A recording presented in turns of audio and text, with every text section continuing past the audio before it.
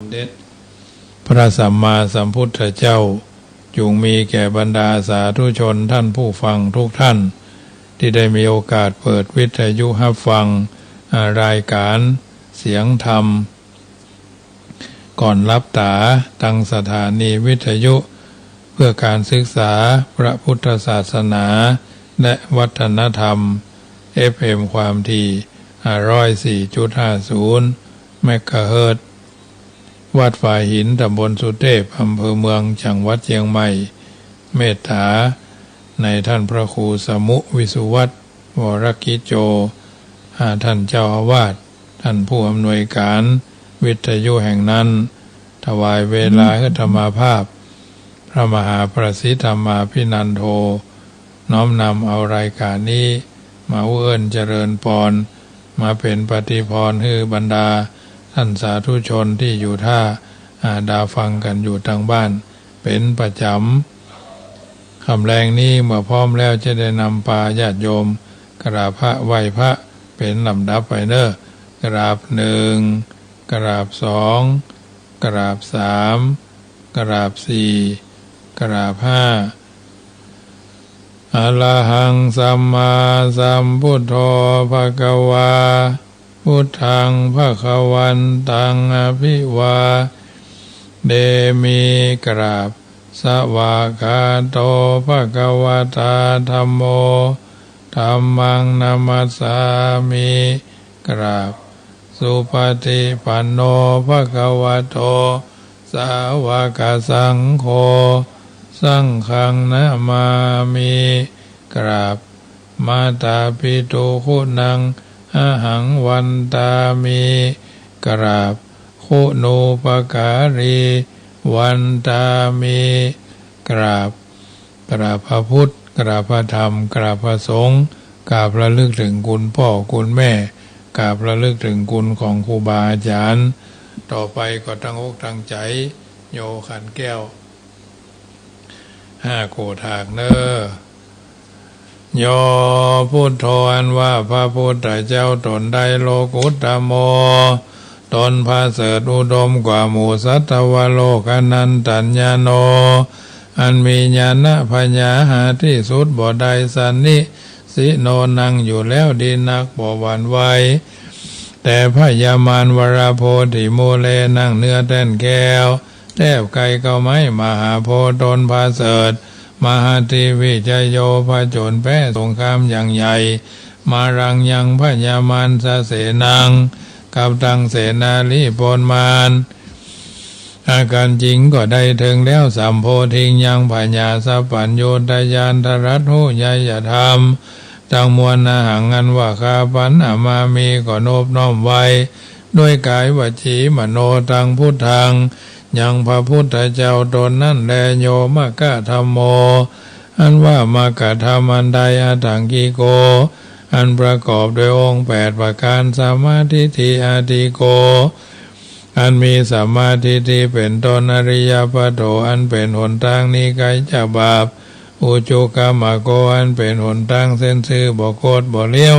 เพื่อเข้าสู่นิพพานนั้นพ้นจากทุกข์ในวัฏสงสารจะนานังแห่งคนทั้งหลายโหติก็มีแลยังมกะธัมโมอันว่ามกะธรรมนี้สันติกโรอันกะทำมือบาปลำงับดับหายทุทัสโสนโยอันมีนัยยะอันควรจากหูจากหันยากนัก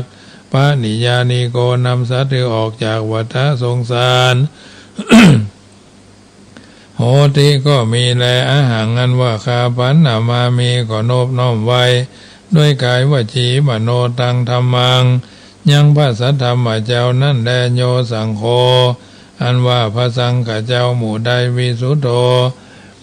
อันบริสุทธิ์จากบาปวราตคินายโยอันควรฮับเอาตานันพระเสริฐแห่งคนและเทวดาทั้งหลายสันตินทานิโยอันมีอินทรีย์ทั้ง6ระงับดีนักสัพพะมระปะหิโนอันมีมาละคือกิเลสละใดเสียแล้วอนาสาวโวอันหาอาสวะธรรมบ่ใดสามิธิปัตโตอันใดถึงแล้วยังความสำลิดทีบรมวรคู่เนหิเนเกหิโดยหมู่คุณทั้งหลาย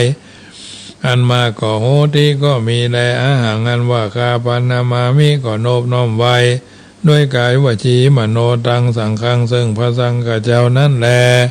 อาหารอันว่าคานามามีก็โนบน้อมไว้พุทธังยังพระพุทธเจ้าตนทรัตหูญาอย่าทำทั้งมวลคุณาสาขลันตังอันมีคุณปันดังน้ำมหาสมุทรอาหารอันว่าคานามามีก็โนบน้อมไว้ธรรมังยังพระสัทธรรมเจ้ามุนิราชเตสีตังอันพระพุทธเจ้าอักเทศนาอาหารอันว่าคานามามีก็โนบน้อมไว้สังฆังยังพระสังฆเจ้ามุนิราชสาวกังอันเป็นลูกศิษย์ฟังคำสอนแห่งพระพุทธเจ้าอาหารอันว่าคานามามิก็โนบน้อมไว้กรรมฐานาตายกาจานิยังครูบาอาจารย์เจ้าอันเป็นกรรมฐานาตายกานิพพานามะคุเทสขังอันสำแดงของแห่งนิพพานพุทธปูจาอันว่าขีญาอันใดปูจายังพระพุทธเจ้ามหาเถจามีเถจาอนุภาวะอันมากธรรมะปูจาอันว่าขีญาอันใดปูจายังพระสัทธรรมเจ้ามหาปัญญามีปัญญาอันมากสังฆปูจาอันว่าขีญาอันใดปูจายังพระสัทธรรมเจ้ามหาปัญญามีปัญญาอันมากสังฆปูจาอันว่าขีญาอันใดปูจายังพระสังฆเจ้ามหาโภคามีโภคาสัมปติเขาของอันมากโหติก็มีแลเมื่อยังอันว่าผู้คาทั้งหลายรับผ้ามหาเสขอจุงจะใดทัศนันจะยังขีญาอันหันเมตตายะพุทธะยังพระพุทธเจ้าเมตตายะอันจักมาเป็นพระพุทธเจ้าภายนาปุโธอันว่าพระพุทธเจ้า เมตตาโยตนชื่อเมตตายะเทวปูชิโตอันคนและเทวดาทั้งหลายหาปูจาอนุปัชชโตบอกเกิดมาเตยาวะตราบใด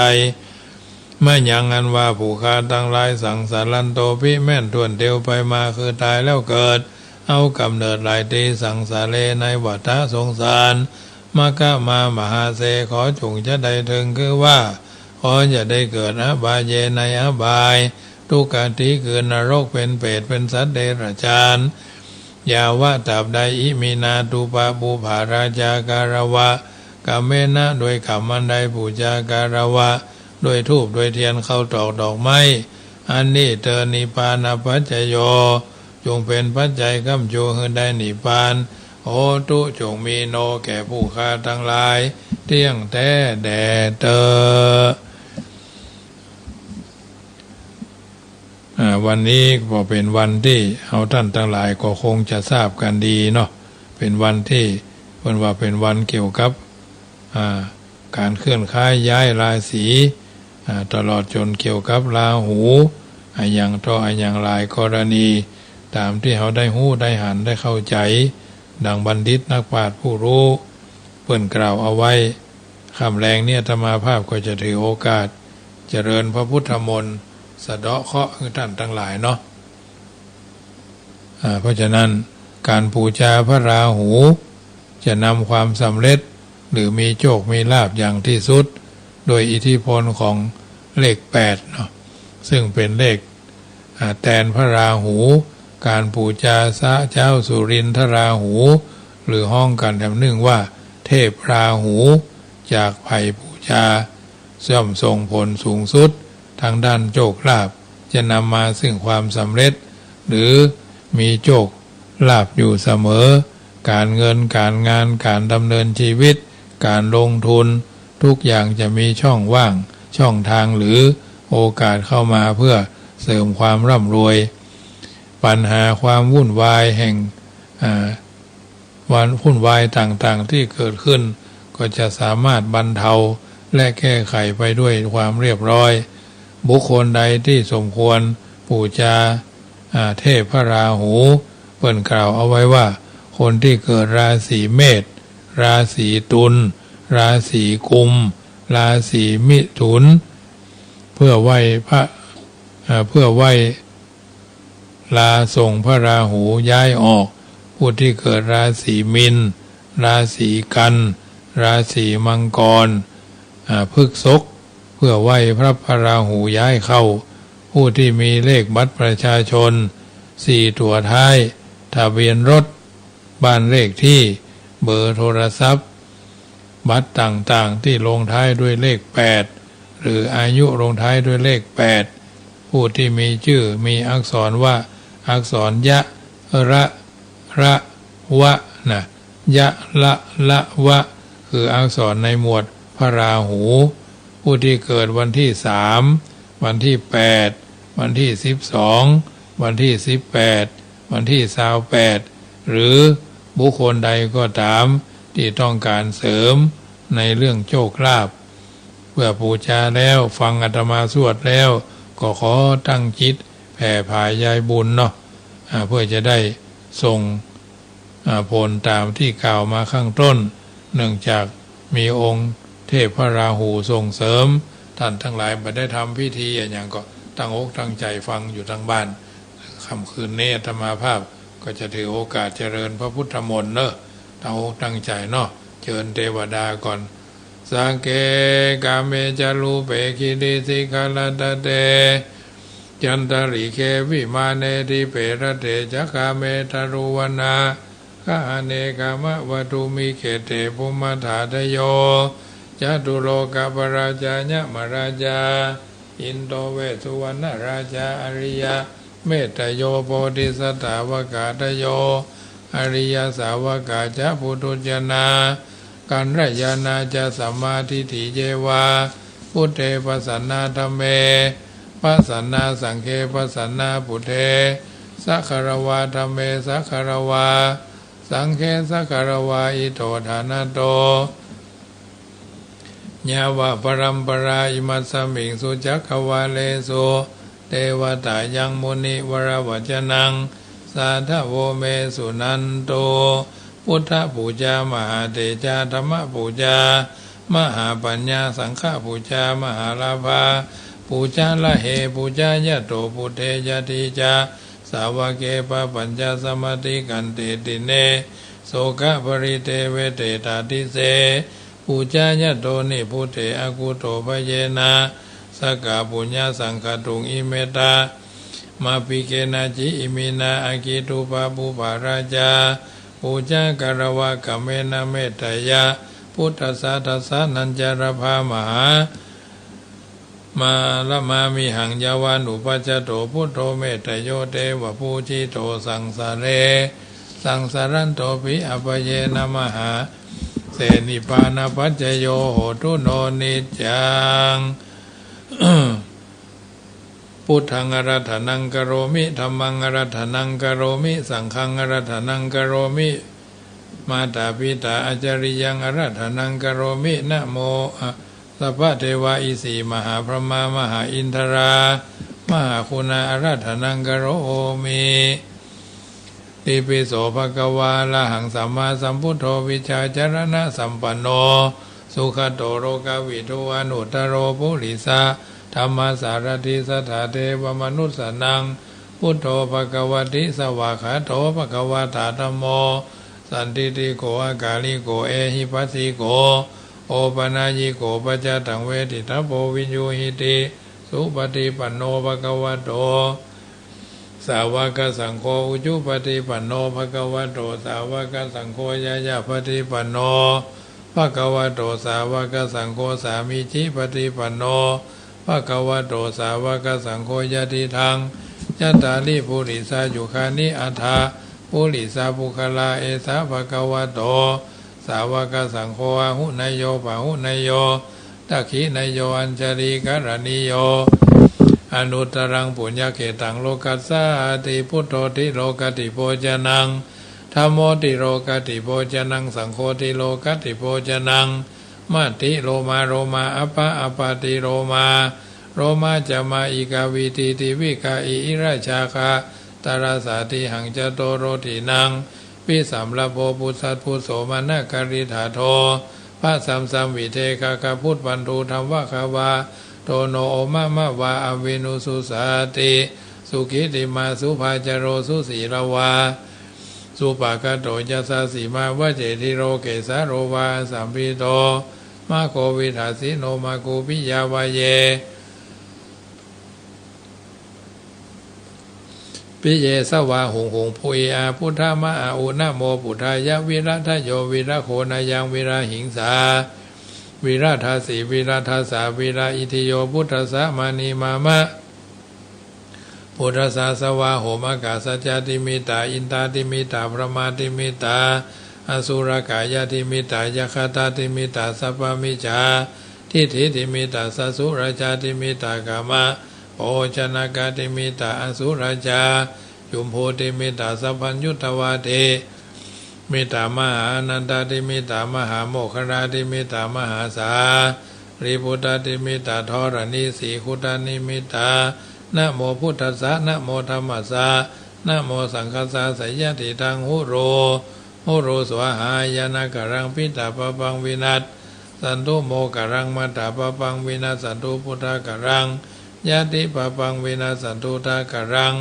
อริยปะปังวินัสสันตุยะกรังอัตตโนปะปังวินัสสันตุนะโมพุทธายะนะโมธัมมายะนะโมสังฆายะนะโมสัพพเทวตานะโมอริยานะโมอาจาริยานะโมปิตานะโมมาตาระขันตุอมนะโมพุทธัสสะอมนะโมธัมมัสสะอมนะโมสังคัสสะ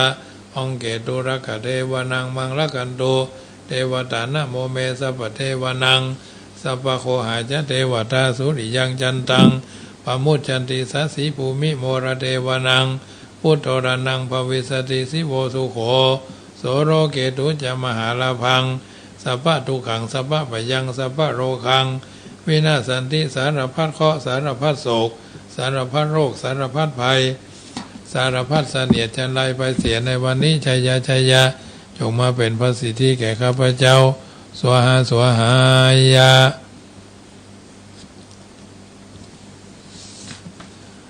กินโนสันตรามโนวาราหูสุริยังจันทังปมุจจันติสัสสิภูมิโมระเทอัมบามุญจันติสังวิภาคะสังวิฆารูโภอาคัมมะกินโนพิโตวัติทาสีทิสันตถาเมภะเรมุตตาจีวันโตมาสุขังระเพพุทธคาถาคีพุทธคาถาภิคีโตมหิโนเจมุญจยะสุริยันติกินโนสันตระมโนวาลาหุสุริยังจันสุริยังปมุจจสีสังวิภาคาสังวิฆารูโภอาคัมมะกินโนพิโตวัติทาสีติสัตตถาเมภะเรมุตตาจีวันโตมาสุขังระเพพุทธคาถาภิคีโตมหิโนเจมุญจยะสุริยันติกินโนสันตระมโนวะราหุสุริยันสุริยังปมุจจสีสังวิฆารูโภอาคัมมะกินโนพิโตวัติทาสีติสัตตถาเมภะเรมุตตาจีวันโตสุขังระเพพุทธคาถาภิคีโตมหิโมเจโนเจมุญจยะสุริยันติกินโนสันตระมโนวะราหุสุริยังปมุจจสีสังวิฆารูโภอาคัมมะกินโนพิโตวะติทาสีติสัตตถาเมภะเรมุตตาจีวันโตสุขังระเพพุทธคาถาภิคีโตมหิโนเจมุญจยะสุริยันติกินโนสันตระมโนวะราหุสุริยังปมุจจสีสังวิฆารูโภอาคัมมะกินโนพิโตวะติทาสีติสัตตถาเมภะเรมุตตาจีวันโตมาสุขังระเพพุทธคาถาภิคีโตมหิโนเจมุญจยะสุริยันติกินโนสันตระมโนวะราหุสุริยังปมุจจสีสังวิฆารูโภอาคัมมะกินโนพิโตวัติทาสีติสัตตถาเมภะเรมุตตาจีวันโตมาสุขังระเพพุทธคาถาภิคีโตมหิโนเจมุญจยะสุริยันติ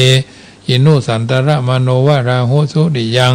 ปมุจจสีสังวิฆารูโภอาคัมมะกินโนพิโตวัติทาสีติสัตตถาเมภะเรมุตตาจีวันโตนะสุขังระเพกินโนพิโตวัติทาสีติสัตตถาเมภะเรมุตตาจีวันโตมาสุขังระเพพุทธคาถาภิคีโตมหิโนเจมุญจยะสุริยันติกินโนสันตระมโนวะราหุสุริยังปมุจจสีสังวิฆารูโภอาคัมมะกินโนพิโตวัติทาสีติมุตสัตตถาเมภะเรมุตตาจีวันโตนะมาสุขังระเพพุทธคาถาภิคีโตมหิโนเจมุญจยะสุริยันติ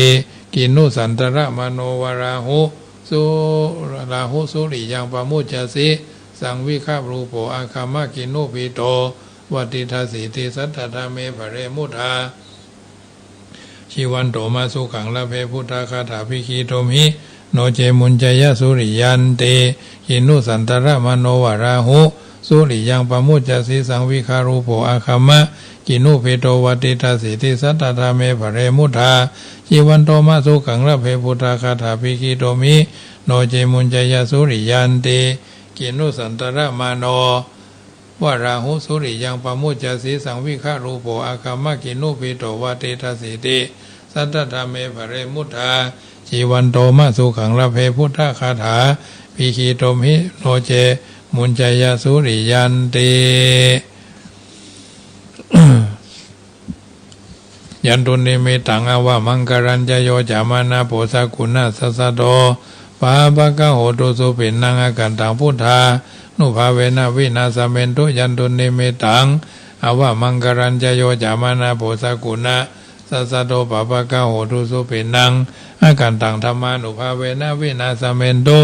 ยันตุนิมิตังอวะมังกรัญจโยยามานาโพสกุณาสัสสะโตปะปะกะโหตุสุปินังอกันตังสังฆานุภาเวนะวินาสเมนโตอุตตุลาทุตุลาปันตุรามัตุราตันตุราบุปารากรรมรานาโจเลนะโสกรังกาลิสติอาคีนาโสกรังกาลิสตินาอุตเกนะโสกรังกาลิสตินาวัตินาสิสาเจนะโสกรังกาลิสตินานาเคนะโสกรังกาลิสตินะโลภะนะโสกรังกาลิสตินาพยาธิโสกรังกาลิสตินาตัตตาสันตสังกตังภเวตสตินาปัฏฐาสันตสังรักขังกตังภเวตสตินาสุขังสันตสังรักขังกตังสันตสังกตังภเวตสตินาสุขังสันตสังกตังภเวตสตินามโนสันตสังกตังภเวตสตินาภวคาสันตสังรักขังกตังภเวตสติตถุอุตรังนาราภิสติคตติยาระกายาวิหิงสายะสุวิหายติโยอุตรังนาราภิสติสิริทิเตมติเตโจจยสิทธิมหิทธิมหาคุณาปริมิตาปุญญาธิกาลสะสัพพันตรายานิวารณสัมมาทัสสะภะคะวะโตอะระหะโตสัมมาสัมพุทธัสสะตวัตติสัมมาหาปุริสารคณานุภาเวนะอสิตยานุพยัญชนะนุภาเวนะอทุตตระสัตตมังคารานุภาเวนะจัปปนรังสียานุภาเวนะเกตุมาลานุภาเวนะทัสสะปรมิตานุภาเวนะทัสสะอุปปารามิตานุภาเวนะทัสสะปรมัตถะปารามิตานุภาเวนะศีลสมาธิปัญญานุภาเวนะพุทธานุภาเวนะธรรมานุภาเวนะสังฆานุภาเวนะเตจานุภาเวนะพุทธาอิทานุภาเวนะพระรานุภาเวนะยะธรรมานุภาเวนะจตุราสิทธิสหัสสะธรรมขันธานุภาเวนะนวโรกุตระธรรมานุภาเวนะอัตถังคิกามกานุภาเวนะอัตถสมาปฏิยานุภาเวนะจระปิญญานุภาเวนะจตุสัจจญาณานุภาเวนะทัสสะปรัญญานานุภาเวนะสัพพัญญุตญาณานุภาเวนะเมตตากรุณามุทิตาอุเบกขานุภาเวนะสัพพปริตานุภาเวนะรัตนัตยสรณานุภาเวนะตุยังสัพพโรคโสคุปตวาทุกขโทมานัสสุปายาสาปิวินาสันตุสัพพอันตรายาปิวินาสันตุสัพพสังกัปปะตุยังสัมมิจันตุทีฆายุตาตุยังโหตุสัตตวาสะจีเวนะสัมมังคิโกโหตุสัพพตาอากาสปปตาวนะภูมิคังคามหาสมุทธาราคกะเทวตาสัทธาตุมเหอนุราคันโตชยาชนะคถาพุทธาเจตวามารังสวานังจตุสัจจะสัพพังราสังเยปิวิสุนาราสภาตานังกราทโยพุทธาอันตวิสัทธินายกาสเปปฏิทิตามยังมัตตะเกเตมุนิสราสิเสปฏิทิโตไมหังพุทโธธัมโมทัพวิโรจเนสังโฆปฏิทิโตไมหังอุเรสภคุณากโรหัตเยเมอนุรุตโตสาลีพุทโธจัตถคีเนโกนดัญโยปิติปากสมิงโมคารโนจวามะเกทักขิเนสวเนไมหังอสุงอนันตลาหุลากัสสะโปจะมหานโมอุปาสุงวามโสตะเกเกสันเตปิติปากสมิงสุริโยวะปะพังกโลนิสิโนสิริสัมปันโนโสภิโตมุนีปุงกโวคุมาลกัสสะโปเทโลมเหสีจิตตวัตโกโสไมหังวัตเนนิจังปฏิทัสสิคุณากโรปุโนอังคุลิมาโลจาอุบาลีนันทสีวลีอิเมปัญญามหาเถระนราเตติลกามมาเสสาสิติ มหาเถระชิตวันโตชิโนราสาชนันตาศีลาเตเจนะอังฆวังเกสุสันติตารัตนังปุระโตอาสิทักขิเนเมตตาสุตกังทัชกังปัจจโตอาสิวาเมยังคุลิมาระกังขันธโมระปริตัญจะอันตานาติยสุตกังอากาเสชะตานังอาสิเสสาปกาลสันทิตาขีนานาภราสังยุเตสทัสสะธรรมปาราการังกเตวสโตเมสกิเจนะสัมมาสัมพุทธปัญจเลวตาปิตาทิสัญจตาปะหิระจตุปัตตวาอาเสสาวินัยยังยันตุอนันตาคุณเตจะสาชินะปัญชรามัจจมหิวิหารันตังมหิตาเรสัทธาปาเรนตุสัพพังมาสัพพาปาเรนตุมังสเพเตมหาปุริสาสัพพาอิเจวเมกะโตระโขสุระโขพุทธานุภาเวนะชิตุปัตตโวธรรมานุภาเวนะชิตาริสังโฆสังฆานุภาเวนะชิตันตรายโยจารามิธรรมานุภาวปาริโตติชินะชยะอชินะปันชิตันตรายโยจารามิธรรมานุภาวปาริโตติชยะปัญชละปันนาสรคาถานิทิตานันโทปนันทพุจกังวิภูทังมหิติงพุเถนะเถระพุจเกนะธรรมาปยันโตอิโตปเทสวิธินาจิตวามุนินโตตันเตจัสสาภวตุเตเจยมังคลานิมาลาติเลกามาปิโยจิตาสัพพะติโครัมปนารวะกามะกะมัตตยะขังกันติสุตันตวิธินาจิตวามุนินโตตันเตจัสสาภวตุเตเจยมังคลานินันโทปนันทปุจคังวิภูตังมหิติงพุเถนะเถระปุจเกนะธรรมาปยันโตหิตุปเตสวิธินาจิตวามุนินโตตันเตจัสสาภวตุเตเจยมังคลานินันโทปนันทปุจคังวิภูตังมหิติงพุเถนะเถระปุจเกนะธรรมาปยันโตหิตุปเตสวิธินาจิตวามุนินโตตันเตจัสสาภวตุเตเจยมังคลานิโพชังโฆสติสังฆโตธัมมานังวิจโยตถาวิริยมปิติปัสสติโพชังคาจตถาภเรสัมมาตุเปกะโพชังคาสเตเตสัพพทัสสินามุนีนาสัมมาทาคตาภาวิตาภาหุลีคตาสังวัตันติอภิญญาญานิพพานายะยะโพธิยาเอเตนะสัจจวัจเจนะโสติเตโหตุสัพพตาเอกสัมมิงสัมมาเยนะโถโมคลานันจักสัพพังคีลาเนทุกิเตทิสวะโพชังเคสัตตะเทสจิเตจตังอภินันทิตวา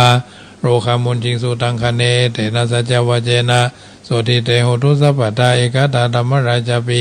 เครัญเยนะพิปิริโตจุนทัตเตเลนาตัญเยวะพนาเปตวนาสาทลังสัมโมทิตวะจาปาทาตัมมาวุธาสิทานาโสเอเตนะสัจจวัจเจนะโสติเต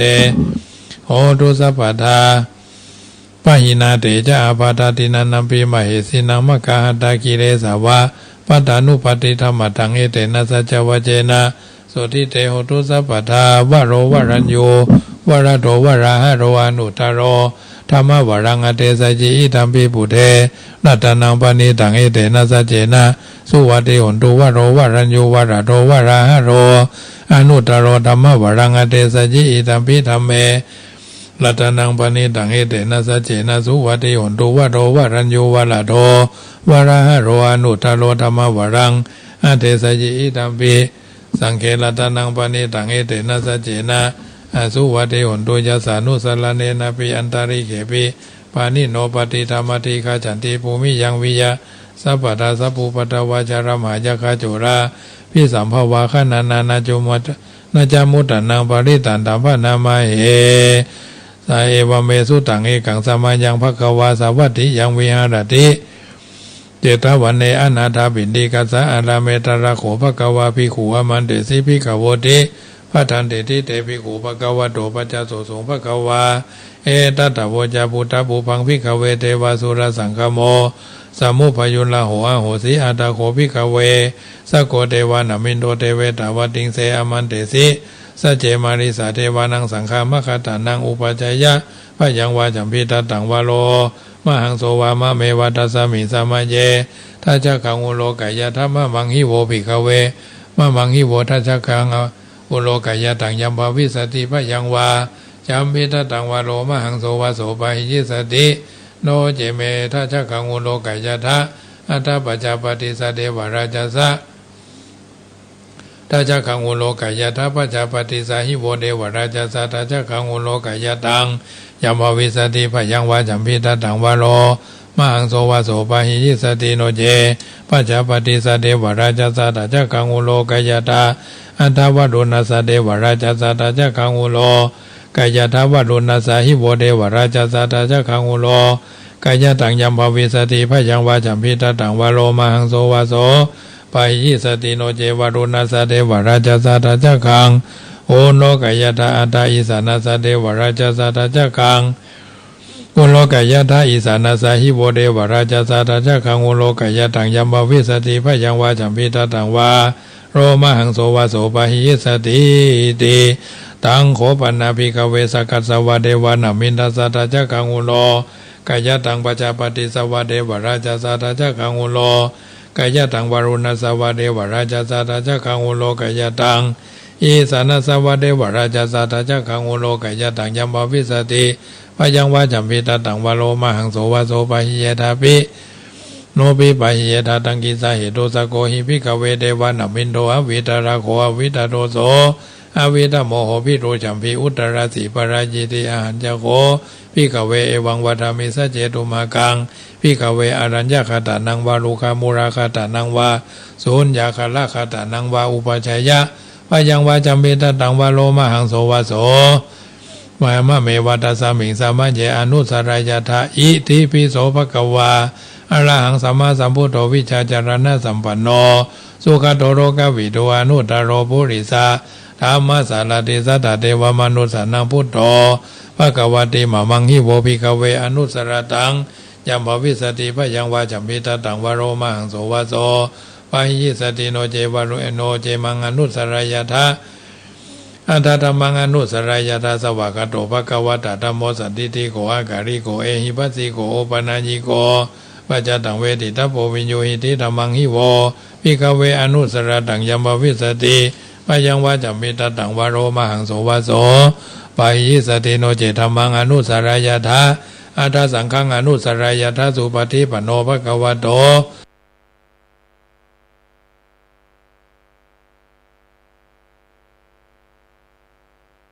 สาวกสังโฆอุจุปฏิปันโนภควโตสาวกสังโฆญาญาปฏิปันโนภควโตสาวกสังโฆสามิจิปฏิปันโนภควโตสาวกสังโฆยะติตังจัตตาริปุริสายุคานิอัฏฐะปุริสาภุคาราเอสาภควโตสาวกสังโฆอาหุนายโยปาหุนายโยตักขินายโยอัญชลีการณิโยอนุตรังปุญญเขตังโลกัสสติสังฆังหิโวภิกขเวอนุสรตังยัมภวิสติพยังวาจัมพิตตังวาโรมหังโสวาโสปะหิยิสติตังกิสะเหตุตถาคโตหิภิกขเวอรหังสัมมาสัมพุทโธวิตราโควิตโตโสวิตโมโหอภิโลอาจัมพิอนุตตลาสี อปาลาญิติอิทัมมะโวจาภควาอิทังวัตวนาสุขโตอาถาปรังเอตตะโวจาสัตตะรัญเจลุขามูเลวะสุญญาคเลวะภิกขโวอนุสเรทะสัมพุทธังวะยังตุมากาโนสิยาโนเจพุทธังสรายะทะโรกาเจตังนาลาสะพังอัตธรรมังสรายะทะนิยานิกังสุเทสิตังโนเจธัมมังสรายะทะนิยานิกังสุเทสิตังนัตสังฆังสรายะทะปุญญเขตังอนุตตรังเอวัมพุทธังสลันตานังธัมมังสังฆัญจาภิกขโวพยังวาจัมพิตตังวโรมหังโสนาเหสติติอภัสสเนหินาทัสสะสาสเนสาธุสัมมเตอมนุเสหิจันเตหิสัทธากิมพิสการิภิปริสานัญจตัสสานัญจมหิงสายะจักขุติยาจันเตเสสีมหาวิโรปริตานตัมปนามะเหวิปัสสิสนามาโตจักขุมันตัสสะสิริมาโตสิกิสภินามาโตสัพพพุทธานุกัมปิโนนะเวสะพุทธนามาโตนาหาตกัสสะตปัสสิโนนามาตุกะกุสันตัสสะมาลเสนาปมัตถิโนโกนาคามานัสสะนามาตุปรมานัสสะบุสิมาโตกัสสะปัสสะนามาตุ วิปมุตตัสสะสัพพติอังคิลัสสะนามาตุสกายพุทธัสสะสิริมาโตสิกิโยอิมังธัมมามาเทเสสิสัพพทุขาปนุตนังเยจาปินิพุทธาโรเกยะถาพุทธังวิปัสสิสุเตชนะอภิสุนามหันตาวิทัสสารตาหิตังเดวมนุสสนังยังนามาสันติโคตมังวิชาจารณะสัมปันนังมหันตังวิทัสสารตังวิชาจารณะสัมปันนังพุทธังวันธามโหมาธรรมันติเอนะโมเมสัพพพุทธานังปันนานังมเหสินังตันหังกโรมหาวิโลเมตังกโรมหายโสส สระนังกโรโรกาหิโตทิปังกโรจุตินทโลกนัญโยจนะปะโมโหมังกโรปุริสาสะโพสุมาโนสุมาโนตีโรเรวะโตระทิวัตโนโสภิโตกุณสัมปันโนอโนมัตตสีจนุตตโมปัตตุโมโรกปโจโตนาระโตวรสารทิสัพปัตตุมุตตโรสัตตสารโรสุเมโตอปติปุกโลสุจโตสัพพโรกโกปิยตัสสีนาราสะโพอัตตสีกรุณิโกธรรมัตสีธรรมโมนุโตสิตโตอัสสะโมโรเกติโสจวัตตังวโรปุโสจะปะวโรพุทโธวิปัสสิจะอนุปโมสิกิสัพพะหิโตสัตถเวสัพพุสุกัตตัญญโกกะกุสันโตสัตถวะโหโกนะกะมโนรันัญจโหกัสสะโพสิริสัมปันโนโกตโมสกัญญปุงกโวอัตถะอาสกัญญปุงกโวเอเตจันเจจะสัมพุทธาอเนกสัตตะโกตโยสัพเพพุทธะอัสสมะสมาสัพเพพุทธามหิติกาสัพเพทัสสะพระรูเปตาเวสระเชวเวสารเชหุปกตาสเปเตปฏิชานันติอาสัพพนามุตตันังสีหานาทังทัตันเตเตปริสาสุวิสารถาพระมัจจกังภวันเดนติโลเกอปฏิวัติยังอุเปตาพุทธธรรมเมหิอัฏฐาสาหินายกาทวติงสารขันุเปตาสิตยานุพยัญชนะทาราพายามปภายสุปภาสเพเตมุนิกุญชลาพุทธาสัพพัญญุโนเอเตสเพขินาสวาชินามหาปภามหาเตจามหาปัญญามหาปรามหาการุณิกาติลาสเพสหังสุขาวหาทิปานาถาปฏิทัตตานาเรนาจาปานินังคติปันดุมหาสาสสรานาจหิเตโสโนสหิเตสิโนสเทวกัสสะโรกัสสะสเพเตปรายนาเตสหังสิราสาปเทวันธามิปุริสุทธเมวัชสามนัสสาเจวะวันธาเมเตตถาคเตสยเนอาสเนทาเนขมเนจาปิสัพพาสาสัพพทาสาสุเขนรักขันตุพุทธสันติกราตุวังเตหิตวงรักขิโตสันโตมุตโตสัพพะภเยนะจัสสัพพะโรควินิมุตโตสัพพะสันตาภวจิโตสัพพะเวรมติกันโตนิพุตโตจะตุวังภวะจะภวะเอเต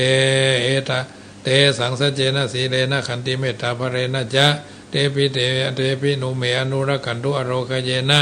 สุเขนะจะปุริมะที่สังที่สาภเคสันติปุกาอาสันติพุทธามหิติกาเตปิตุเมอนุรักขันตุอโรคเยนะสุเขนะจะตะกินัสสมิงที่สาภเคทันติเนวามหิติกาเตปิตุเมอนุรักขันตุอโรคเยนะสุเขนะจะปริมัชมิงที่สาภเคสันตินาคามหิติกาเตปิตุเมอนุรักขันตุอโรคเยนะสุเขนะจะอุติราสมิงที่สาภเคสันติยะขามหิติกาเตปิตุเม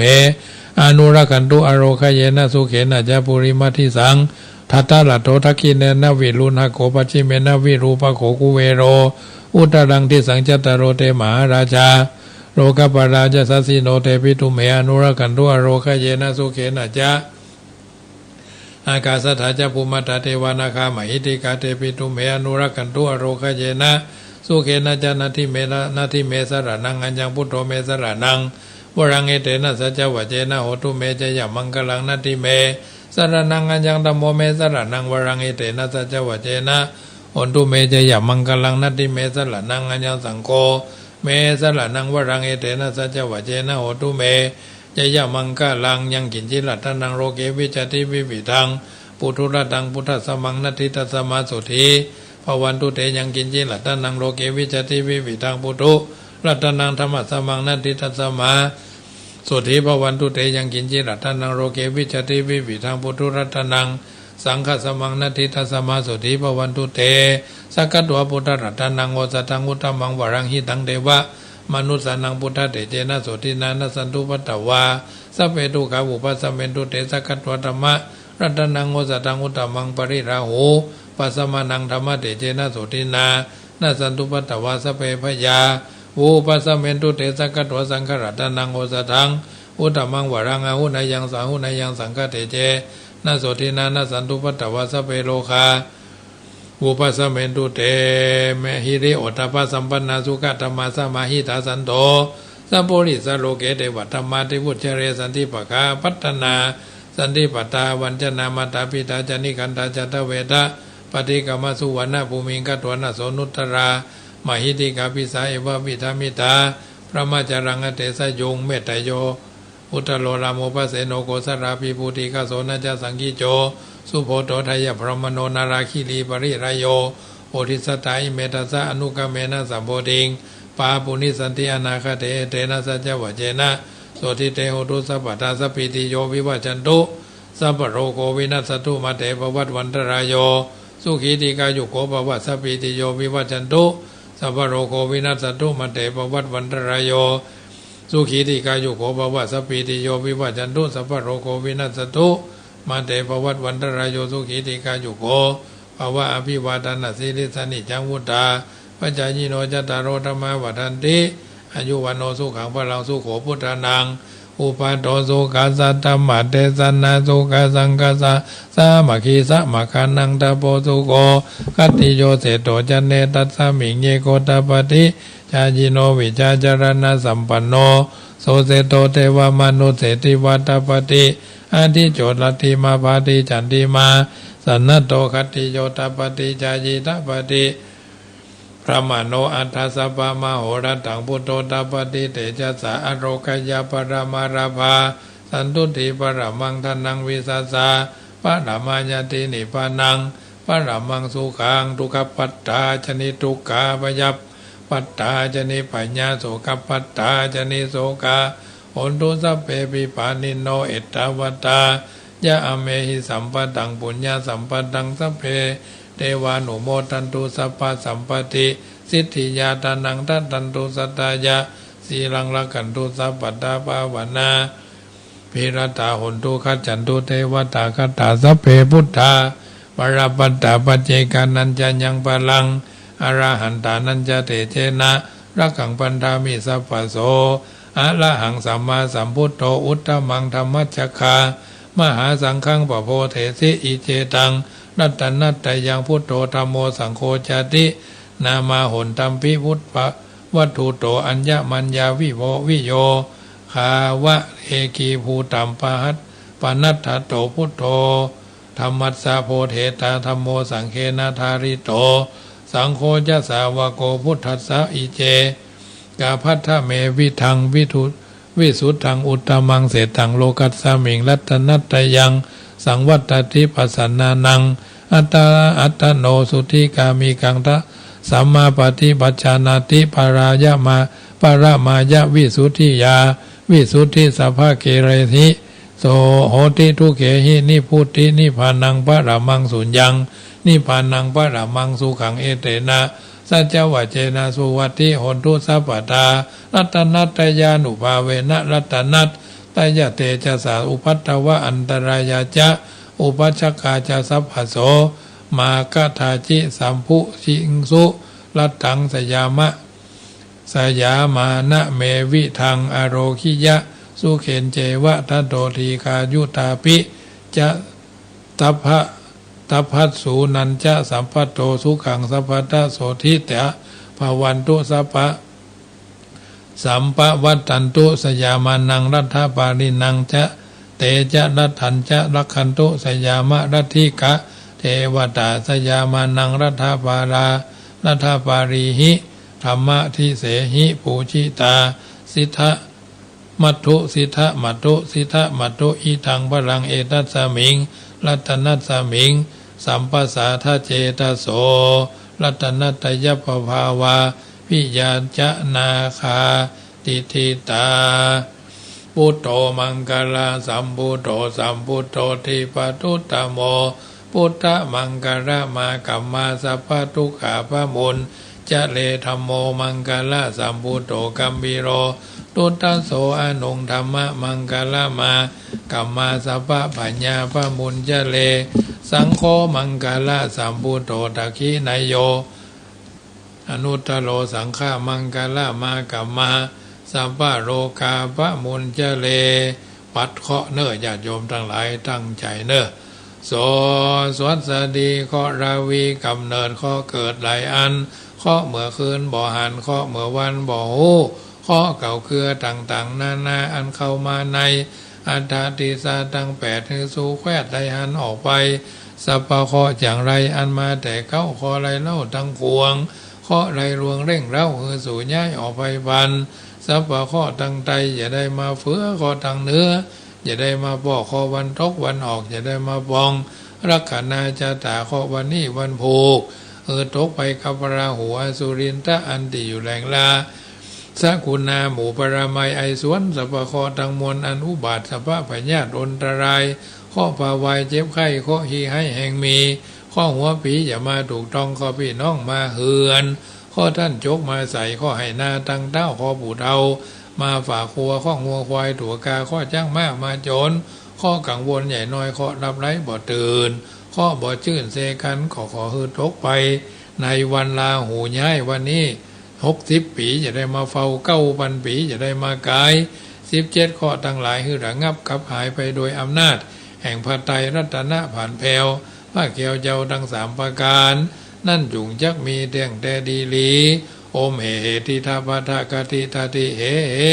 ว่าเวว่าวิรุญกะรุกายะติรุวิติรุวิวเทวเทโอมกากากานุนานะนินินุนุนินินานะรูปะรูปะภาภาโอมเหเทวาเทนิรุตภารุปิสาทารุนิวาจาโลเทภกะภกาโมเฮวะนานาเหมะกุมภาโอมสวหายแก้ได้นานาสัพพะทุกขาสัพพะพยาสัพพะโรกาสัพพะอันตรายาสัพพะคอวัดไข้วัดใหญ่สัพพะโควิด19สัพพะราหูย้ายวินาศสันตุอายุวันโนสุขังพลัง